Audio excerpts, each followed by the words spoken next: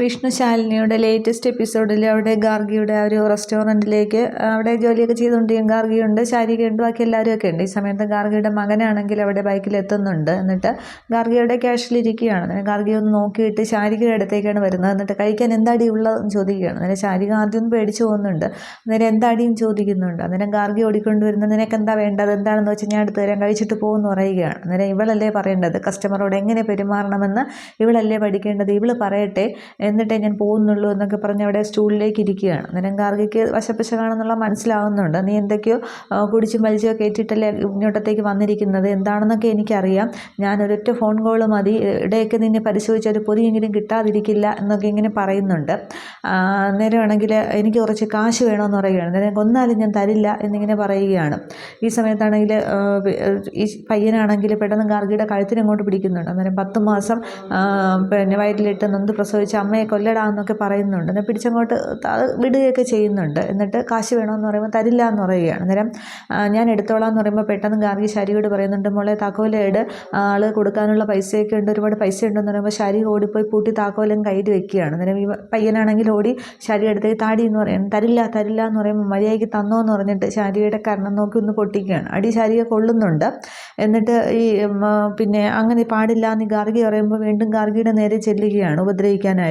അന്നേരം പെട്ടെന്ന് ശാരി എന്ത് ചെയ്യണമെന്ന് അറിയാതെ ഒരു നിമിഷം പകച്ചു നിൽക്കുന്ന ശാരി അവിടെ ഇരിക്കുന്ന വലിയൊരു ചട്ടുകം എടുത്തിട്ട് ഈ പയ്യൻ്റെ തലയിലേക്ക് അടിക്കുകയാണ് ചെയ്യുന്നത്. അന്ന് രണ്ടടി അടിക്കുമ്പോൾ തയ്യന് നന്നായിട്ട് വേദനിക്കുന്നുണ്ട്. അന്നേരം ഇന്ന് രാത്രി നീ വെളുപ്പിക്കില്ലടി, ഇന്ന് നിൻ്റെ കാളരാത്രിയാണ്, ഇന്ന് കൊണ്ട് നിന്നെ ഞാൻ തീർക്കും എന്ന് പറഞ്ഞിട്ട് ശാരികയുടെ നേരെ ചൂണ്ടിയിട്ട് വേദന കൊണ്ട് ബൈക്ക് എടുത്തുകൊണ്ട് പോവുകയാണ് ചെയ്യുന്നത്. അന്നേരം പെട്ടെന്ന് അപ്പോഴത് ശാരിക ചെയ്തെങ്കിലും പിന്നീട് ശാരികയ്ക്ക് വിഷമം തോന്നുകയാണ്, ആ ഗാർഗിയുടെ മകനെയാണല്ലോ അടിച്ചത്. അന്നേരം പെട്ടെന്ന് ചട്ടവും താഴെയും കിടുന്നുണ്ട്. എന്നിട്ട് ആൻറ്റി ഞാൻ അപ്പോഴത്തെ ഇതിൽ പെട്ടെന്ന് എന്ന് പറയുമ്പോൾ അത് സാരമില്ല അവളെ പറ്റിപ്പോയില്ല, ഇനിയിപ്പോൾ പറഞ്ഞിട്ട് എന്താ എന്ന് പറഞ്ഞ് അവരെ വിഷമിക്കുന്നുണ്ട്.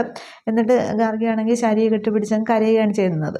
എന്ന് വെച്ചാൽ മകൻ്റെ ആ ഒരു പ്രവൃത്തിയിൽ ഗാർഗിക്ക് വിഷമമുണ്ട്. പക്ഷെ മകൻ ആയതുകൊണ്ടും സങ്കടമുണ്ട്. പക്ഷെ എന്ത് ചെയ്യണമെന്നറിയാത്ത രീതിക്കാണ് അവർ നിൽക്കുന്നതൊക്കെ. അതിനുശേഷം കളക്ടറേറ്റിലെ ശാലിനിയാണെങ്കിൽ ആരുടോ ഫോൺ വിളിച്ചിട്ട്, ഒരു സൂസൻ എന്ന് പറയുന്ന ഒരു ലേഡിയെ ഫോൺ വിളിച്ചിട്ട് മഴക്കെടുതിയെക്കുറിച്ചും അതിൻ്റെ കാര്യങ്ങളൊക്കെ ആലോചിക്കുന്നതിനെക്കുറിച്ച്, വേണ്ട സഹായങ്ങൾ ചെയ്തതിനെക്കുറിച്ചുമൊക്കെ രൂപീകരിക്കുന്നതിനെക്കുറിച്ച് കുറേ കാര്യങ്ങളൊക്കെ സംസാരിക്കുകയാണ്. ഫയലൊക്കെ ഞാൻ നേരത്തെ അയച്ചു തരാം, കളക്ടറേറ്റിൽ നിന്നുള്ളത് താമസിച്ചു എന്ന് വേണ്ട എന്നൊക്കെ പറഞ്ഞ് കുറേ കാര്യങ്ങൾ, അവരുടെ ഓഫീസ് പരമായ കാര്യങ്ങൾ സംസാരിച്ച് കൊണ്ടിരിക്കുമ്പോൾ പിന്നെ അനുപല്ലവിയാണെങ്കിൽ എത്തുന്നുണ്ട്. അനുപല്ലവി പറയുന്നുണ്ട്, കുറച്ച് ദിവസം മുമ്പ് മേഡത്തെ കാണാനായിട്ടൊരു ദേവകിയമ്മ വന്നില്ലേ എന്ന് പറയുകയാണ്. അന്നേരം ഒരു മകൻ്റെ കാര്യം പറഞ്ഞ മയക്കുമരുന്നിൻ്റെ എന്ന് പറയുമ്പോൾ ദേവികമ്മ മരിച്ചു എന്ന് പറയുകയാണ്. അന്നേരം ശാലിനി ഒരു ഷോക്കിലും കൊണ്ട് മരിച്ചു എന്ന് ചോദിക്കുകയാണ്. അന്നേരം എങ്ങനെയും ചോദിക്കുമ്പോൾ മകൻ കൊന്നതാണെന്നാണ് പറയുന്നത്, മകൻ ഇപ്പോൾ ഒളിവിലാണ് എന്ന് പറയുന്നുണ്ട്. അപ്പോൾ ആ ദേവികമ്മ വന്ന് പറഞ്ഞ സങ്കടങ്ങളൊക്കെ ശാലിനി അന്നേരം ആലോചിക്കുന്നുണ്ട്. മകനെ പേടിച്ച് വെട്ടുകത്തിയും തലക്കിൽ വെച്ച് കഴിയുന്ന ഒരു അമ്മയുടെ ഗതികേട് സാറ് ഓർക്കണം, എനിക്കും എൻ്റെ മകൾക്ക് നീതി ലഭിക്കുമെന്ന് തോന്നിയെന്നൊക്കെ പറഞ്ഞു. അന്നേരം നമുക്കൊന്നും ചെയ്യാൻ പറ്റിയില്ലല്ലോ മാഡം എന്നിങ്ങനെ അനുപല്ലവി പറയുമ്പോൾ അതെ ചെയ്യാൻ പറ്റില്ല, പക്ഷേ ഇനി ചെയ്യണം, ആ അമ്മയുടെ ആത്മാവിന് വേണ്ടിയെങ്കിലും ശാന്തി ലഭിക്കാനേ നമുക്ക് ചെയ്ത് പറ്റും, ഇത് മൂടോടെ തുടച്ച് നീക്കിയേ മതിയാകും, ഇനിയൊരു ദേവകിയമ്മ ഈ ഭൂമിയിൽ ഉണ്ടാകരുത്, അങ്ങനെ ഒരു ദേവകിയമ്മ ഉണ്ടാകാൻ പാടില്ല എന്ന് പറഞ്ഞിട്ട്, എന്ന് വെച്ചാൽ മയക്കുമരുന്നിനെതിരെ പോരാടാം എന്നുള്ള രീതിക്ക് ശാലിനി ഇങ്ങനെ ചിന്തിച്ചിരിക്കുക, നമ്മളെ കൊണ്ട് ചെയ്യാൻ പറ്റുന്ന ചെയ്യാം എന്ന് പറഞ്ഞിരിക്കുകയാണ്. അപ്പോൾ ഈ ഒരു മയക്കുമരുന്ന് സംഘത്തിൽ ഈ ഒരു ഗാർഗിയുടെ മകനും ഒക്കെ കാണുമായിരിക്കും. ഇതേ സമയം അവിടെ ആൻ്റണി വരുന്ന വഴിക്കാണെങ്കിൽ ബുള്ളറ്റും കൊണ്ടുവച്ചിട്ട് ശിവനപ്പുറത്തേക്ക് മാറി നിൽക്കുകയാണ്. ആൻ്റണി ഇങ്ങനെ വണ്ടി കൊണ്ടുവന്ന് നിർത്തുന്നുണ്ട്. അന്നേരം ഇവന് നട റോഡിൽ വെച്ചിട്ട് ഇത് എവിടെ പോയി എന്നും പറഞ്ഞ് ആൻ്റണി കാറിൽ നിന്ന് ഇറങ്ങിയിട്ട് ബുള്ളറ്റ് നീക്കാനുള്ള ശ്രമത്തിലാണ്. അന്നേരം കൈ ഇങ്ങനെ അടിച്ചുകൊണ്ട് ശിവൻ അങ്ങോട്ടത്തേക്ക് വരുന്നുണ്ട്. എന്നിട്ട് ശിവൻ പറഞ്ഞു, അത് അവിടെ തന്നെ ഇരുന്നോട്ടെ, ഇതുവഴി വണ്ടിയൊന്നും വരാനായിട്ട് പോകുന്നില്ല, പ്ലാമൂട്ടിലെ കുട്ടി ഇങ്ങോട്ട് വന്നാട്ടെ, നമുക്ക് ഇത്തിരി കാറ്റൊക്കെ കൊണ്ട് ഇരിക്കാം എന്നും പറഞ്ഞിട്ട് ആൻ്റണിയെ കളിയാക്കുകയാണ് അവിടത്തേക്ക് ഇരുന്നിട്ട്. അപ്പോൾ കിണറിൻ്റെ മുകളിലേക്ക് ഇരുന്നിട്ടാണ് ഇങ്ങനെ ശിവൻ സംസാരിക്കുന്നത്. അന്നേരം അപ്പോൾ നീ പിന്നെ കാറ്റ് കൊള്ളാനല്ല വാങ്ങിച്ച് കൂട്ടാൻ തന്നെയാണ് വന്നിരിക്കുന്നതല്ലേ എന്നും പറഞ്ഞിട്ട് ശിവൻ്റെ അടുത്തേക്ക് ആൻ്റണി ചെല്ലുകയാണ്. എന്നിട്ട് പറയുന്നുണ്ട്, അന്ന് നിന്നെ എൻ്റെ കയ്യിൽ കിട്ടിയപ്പോൾ ഞാൻ നിന്നെ തീർക്കാത്തതുകൊണ്ടാണ് ഇപ്പോൾ നീ ഇങ്ങനെ ഞെളിഞ്ഞിരിക്കുന്നത്, നീ മര്യാദയ്ക്ക് വാങ്ങിച്ച് കൂട്ടിയിട്ട് നിൻ്റെ പണിക്കുറ്റം തീർത്ത് ഞാൻ കളയും, ചീഞ്ഞ് നാറിയിട്ട് പിന്നെ പുഴുത്ത് ചാവുന്നൊക്കെ ആളിൽ പിന്നെ അറിയുള്ളൂ എന്നൊക്കെ ഇങ്ങനെ പറയുമ്പോൾ ശിവൻ പറയുകയാണ്, അത് പ്ലാമൂട്ടിലെ യോഹന്നാനും ഇങ്ങനെ തന്നെയാണ്, വാക്ക് കണ്ട് അങ്ങോട്ട് എതിർക്കാനായിട്ട് വരും, പക്ഷേ ആയുധം കയ്യിലെടുക്കുമ്പോൾ അങ്ങോട്ട് വിയർക്കും, അതുപോലെ തന്നെയാണ് ആൻ്റണി നീ എന്ന് പറഞ്ഞ് ശിവൻ കളിയാക്കുന്നുണ്ട്. എന്നിട്ട് പറയുകയാണ്, നീ ആർക്കെതിരെയാണ് കളിച്ചതെന്നറിയാമോ? പിന്നെ മാണിക്കോത്തും മഹേന്ദ്രനെതിരെ. അങ്ങനെ മഹേന്ദ്രനെതിരെ കളിക്കാനായിട്ട് നിന്റെ ആലോചന തലയിൽ ഉദിച്ചപ്പോഴേ ഞാൻ കരുതുകയാണ് നിൻ്റെ ഈ പേട്ട് തല ഇനി വേണ്ട എന്നുള്ളത് എന്ന് പറഞ്ഞിട്ട് ഈ ആൻ്റണിയുടെ തല നോക്കി ഒന്ന് തട്ടുകയാണ്. അങ്ങോട്ട് തള്ളുന്നുണ്ട്. അന്നേരം അങ്ങോട്ട് ഇന്ന് വീഴുകയാണ്. പിന്നെ ഒരു കുറേ ഫൈറ്റ് സീനാണ് കാണിക്കുന്നത്. നന്നായിട്ട് ആൻ്റണി അവിടെ ശിവനാണെങ്കിൽ പെരുമാറുന്നുണ്ട്. അവസാനം ആൻ്റണി അങ്ങ് അവശനായിട്ട് ഇങ്ങനെ തറയിൽ കിടക്കുകയാണ്. അന്നേരം ശിവൻ നെഞ്ചത്തേക്ക് ഇങ്ങനെ ചവിട്ടി നിൽക്കുന്നുണ്ട്. എന്നിട്ട് പറയുകയാണ്, ചാച്ചപ്പനെ കയ്യിലെടുത്ത് നീ പിന്നെ അച്ഛനെതിരെ ഇങ്ങനെ ഒരു പണി തുടങ്ങിയതിന് മറുപണി കിട്ടിയെന്ന് സൂക്ഷിച്ചാൽ മതി.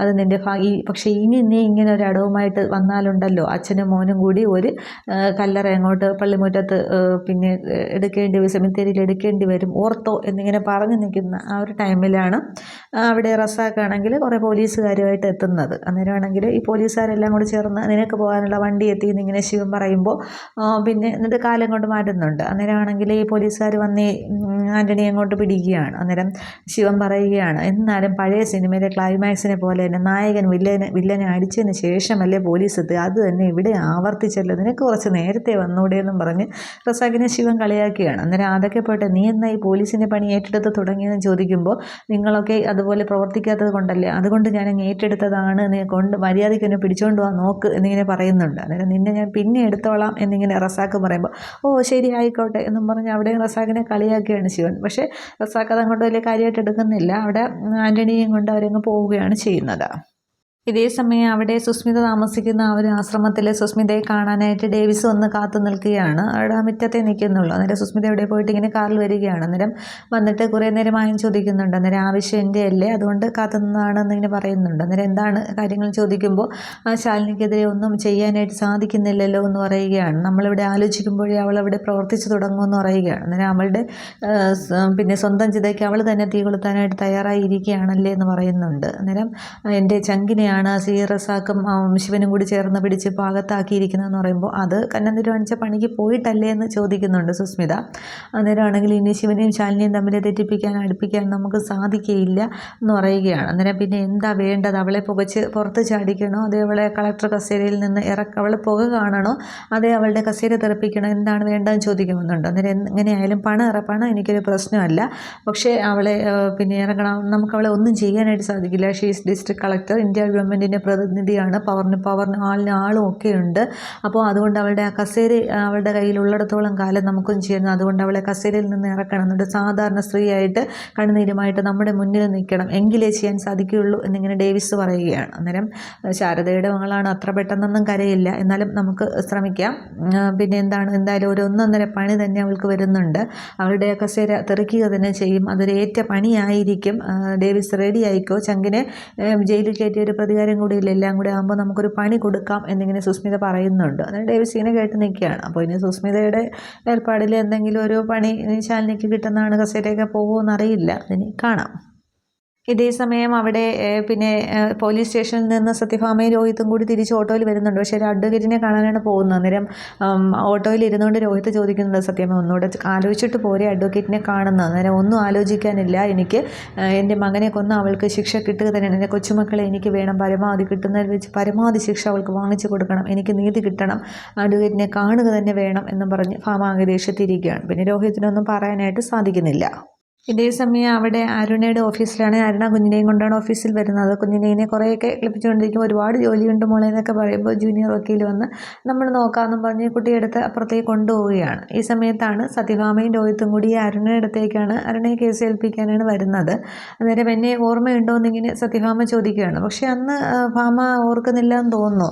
ശാലിനിയുടെ ഫ്രണ്ടാണ് അരുണ എന്ന് പറഞ്ഞത്. അതിനുശേഷം എനിക്കറിയാം ഇതെൻ്റെ മകൻ രോഹിത്ത് എന്നൊക്കെ പറയുന്നുണ്ട്. എന്നിട്ട് ഇരുന്ന് സംസാരിക്കാമെന്നും പറഞ്ഞ് അരുണയാണെങ്കിൽ ശാലിനിയുടെ അമ്മയാണ്, അത് ബ്രദറാണെന്നുള്ള രീതിക്ക് തന്നെയാണ് വിളിച്ചിരുത്തുന്നതൊക്കെ. അന്നേരം ഞാൻ വന്നത് ഒരു കേസ് ഏൽപ്പിക്കാനാണ് എന്നിങ്ങനെ പറയുന്നുണ്ട്. അന്നേരം എന്താ കേസ് എന്ന് ചോദിക്കുമ്പോൾ കേസ് മറ്റാർക്കും എതിരെയല്ല, ഡിസ്ട്രിക്ട് കളക്ടറായ ശാലിനിക്കെതിരെയാണെന്ന് പറയുമ്പോൾ ശാലിനിക്കെതിരെ എന്നിങ്ങനെ അരുണ ചോദിക്കുന്നുണ്ട്. അന്നേരം അതെ, അവളാണെങ്കിൽ എൻ്റെ മകൻ വിഷ്ണുവിനെ കൊന്നു, ഇൻഷുറൻസ് തട്ടിയെടുത്തു, എൻ്റെ കൊച്ചുമക്കളെ കൂടെ കൊണ്ടുപോയിരിക്കുകയാണ്, അപ്പോൾ അവരുടെ ഭാവി ജീവിതം സുരക്ഷിതമല്ല, അതുകൊണ്ട് എനിക്ക് കൊച്ചുമക്കളെ എനിക്ക് വിട്ട് കിട്ടണം, അതിന് വേണ്ടിയിട്ടാണ് എന്നിങ്ങനെ പറയുന്നുണ്ട്. അന്നേരമാണെങ്കിൽ പിന്നെ അരുണ പറയുന്നുണ്ട്, ഇപ്പോൾ കുട്ടികൾ നിൽക്കുന്നത് അവരുടെ അമ്മയുടെ കൂടെയല്ലേ, അച്ഛൻ ജീവിച്ചിരിക്കുന്ന സ്ഥിതിക്ക് അമ്മയുടെ കൂടെ നിൽക്കുന്നത്, അപ്പോൾ കോടതി തന്നെ നമുക്ക് വിട്ടു തരില്ല, കുട്ടികളുടെ സന്തോഷമാണ് അഭിപ്രായമാണ് നോക്കുന്നതെന്ന് പറയുമ്പോൾ അപ്പോൾ എനിക്ക് നീതി കിട്ടുന്നില്ല, അപ്പോൾ എൻ്റെ മകനെ കൊന്നതോ എന്ന് ചോദിക്കുകയാണ്. അന്നേരം അതിന് തെളിവുകളാണ് വേണ്ടത്. മകനെ കൊന്നു എന്നുള്ളത് ഒരു ആരോപണം മാത്രമല്ലേ, ആരോപണം നമുക്കിപ്പോൾ ആർക്ക് നേരെയും പറയാം, പക്ഷേ അതിന് വ്യക്തമായ തെളിവുകൾ നിരത്തി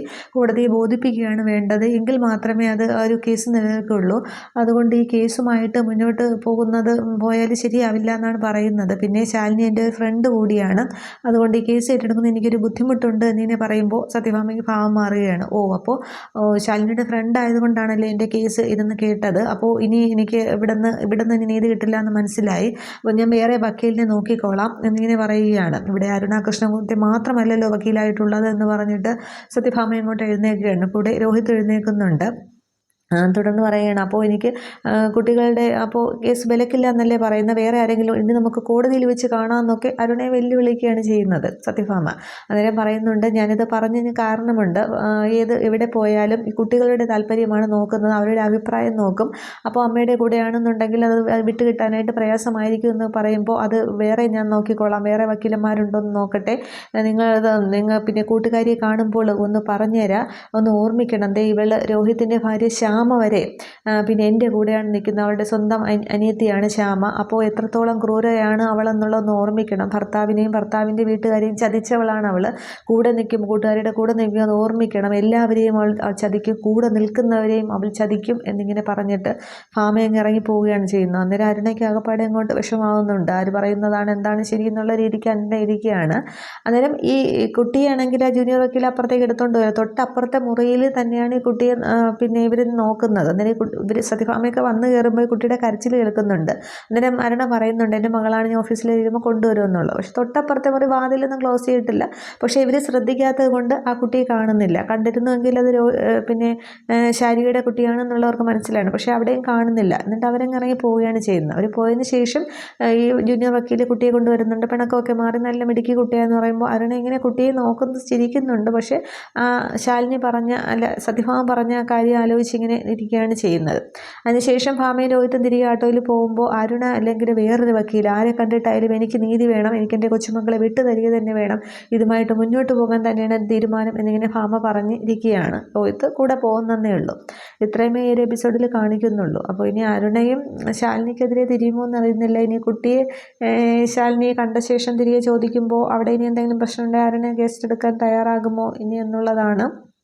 അതോ പിന്നീട് അവിടെ കുട്ടിയെ പിന്നെ ഗാർഗിയുടെ ഹോട്ടലിൽ പ്രശ്നമൊക്കെ ഉണ്ടായല്ലോ, അപ്പോൾ ഇനി മിക്കവാറും പിന്നെ ഈ മൂർത്തിയുടെ ദത്തെടുത്ത് ശാരികയുടെ സ്വന്തം കുഞ്ഞിനെ നോക്കാനായിട്ട് ശാരിക തന്നെ പോകുമോ ഇല്ലയോ എന്നുള്ള അവിടെ കൊണ്ടാക്കുമ്പോൾ ചെല്ലുമ്പോൾ കുട്ടിയാണെന്ന് മനസ്സിലായി, ചിലപ്പോൾ ശാരിക കുഞ്ഞിനെ നോക്കാനെന്നാലും അവിടെ നിൽക്കുമോ എന്നുള്ളതാണ്. നമുക്കിനി എങ്ങനെ വരുമെന്ന് അറിയില്ല.